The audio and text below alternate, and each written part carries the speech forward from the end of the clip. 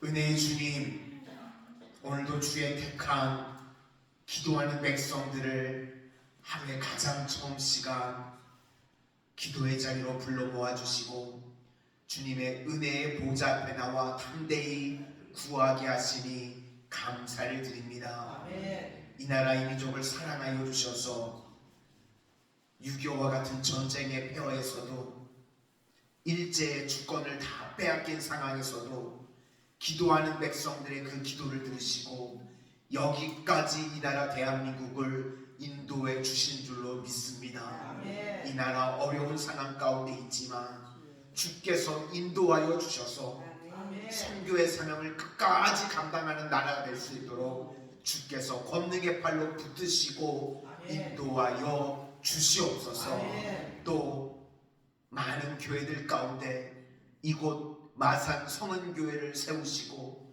주께서 주목하여 주시니 감사를 드립니다. 아멘. 우리 교회가 예배, 기도, 전도와 선교를 통해서 주님께서 기뻐하시는 일에 모이기를 힘쓰는 교회 되게 하시고 아멘. 예배, 기도, 전도하고 선교할 때에 주님의 임재를 체험하는 복된 교회 되게 하여 주시옵소서. 아멘. 그 귀한 사명 감당할 수 있도록 우리 성도님들 한 분 한 분 가운데는 능력 더하시고 아멘. 건강을 더하시고 아멘. 날마다 기도의 제목의 응답으로 덧입혀 주시옵소서. 아멘. 예수님 이름으로 기도드립니다.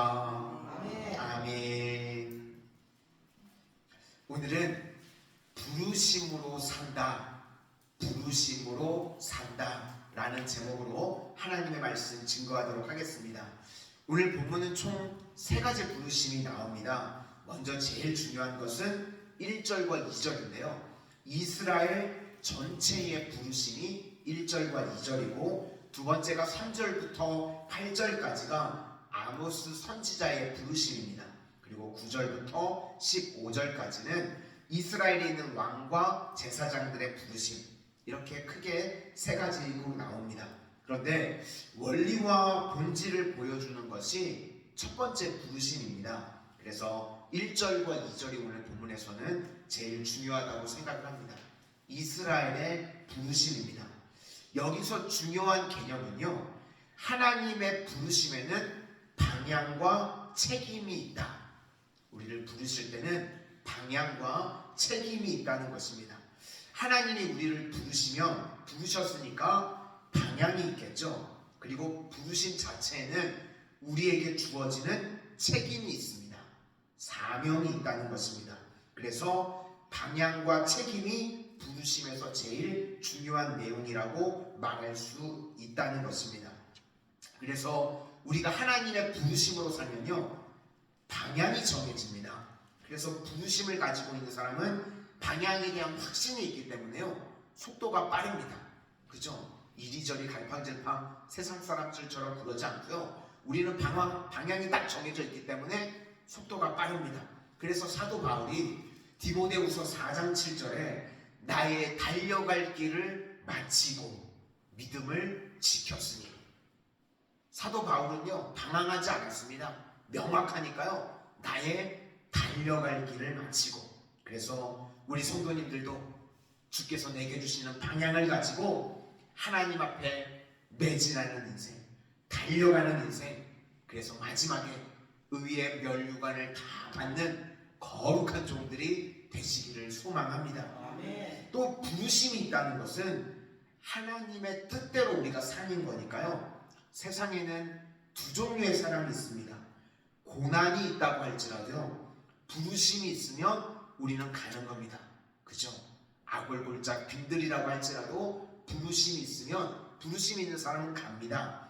그런데 자기 뜻대로 사는 사람은요, 고난 앞에서 외면합니다. 그러니까 고난이 임했을 때 돌아서는 사람, 그리고 다가서는 사람이 있다는 것입니다. 고난이 좋아서가 아니라요, 부르심이 있는 사람은요, 어떠한 고난이 있다고 할지라도 그것을 통과해 나갑니다. 그래서 보이기에는 고난에 다가서는 것처럼 보입니다.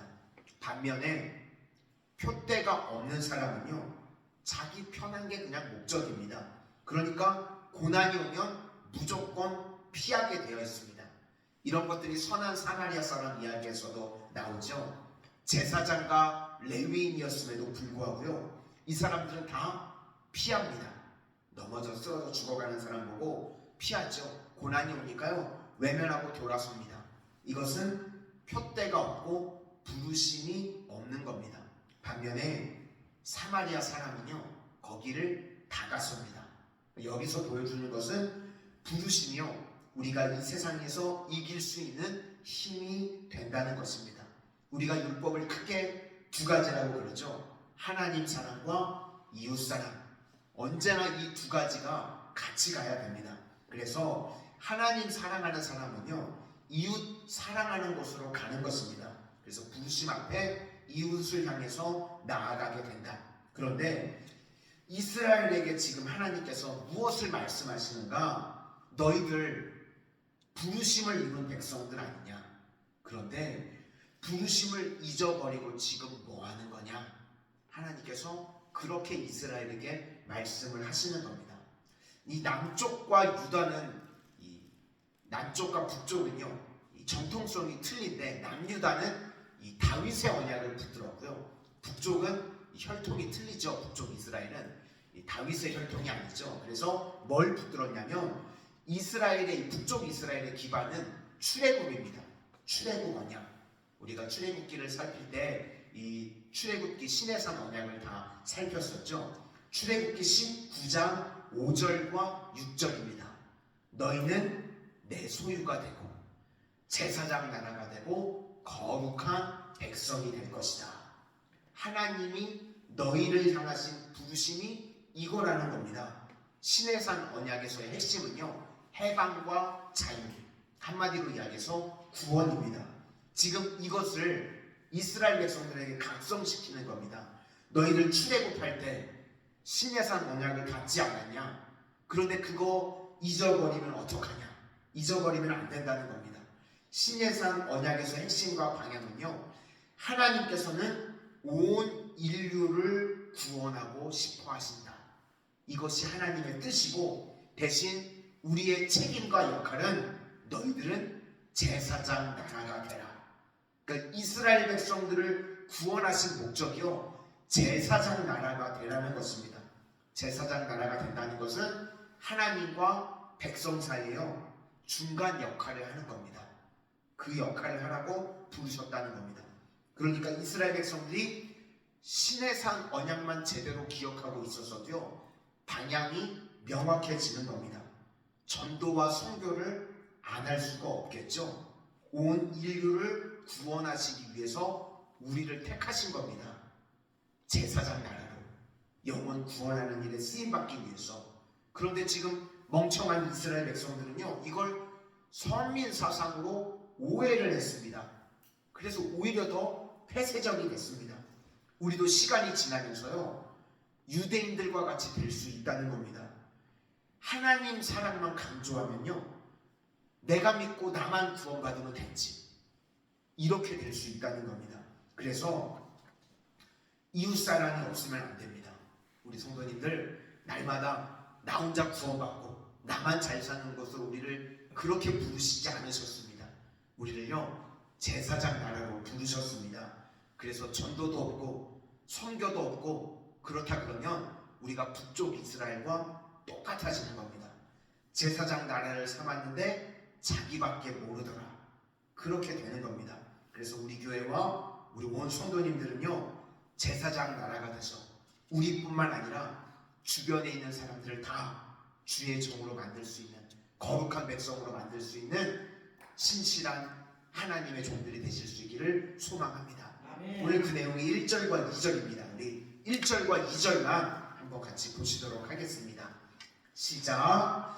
이스라엘 자손들아, 여호와께서 너희에 대하여 이르시는 이 말씀을 들으라. 애굽 땅에서 인도하여 올리신 모든 족속에 대하여 이르시기를, 내가 땅의 모든 족속 가운데 너희만을 알았나니, 그러므로 내가 너희 모든 죄악을 너희에게 보응하리라 하셨나니.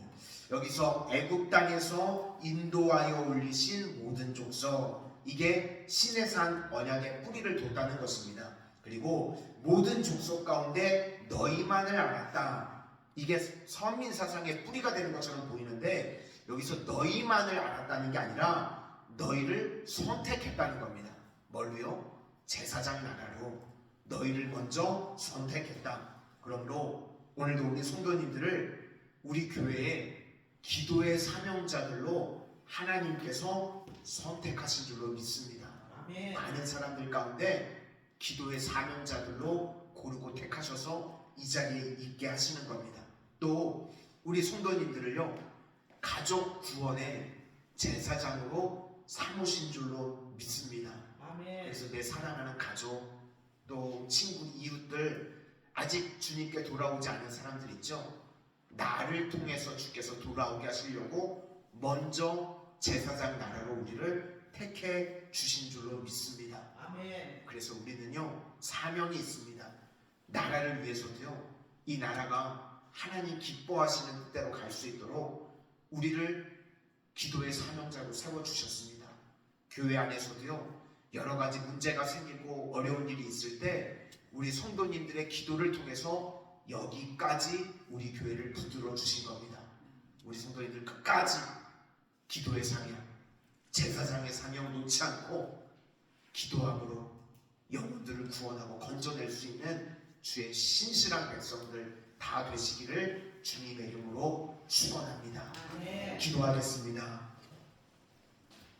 은혜의 주님, 많고 많은 사람들 가운데 저희들을 택하여 기도의 사명자들로 주께서 불러주신 줄로 믿습니다. 아멘.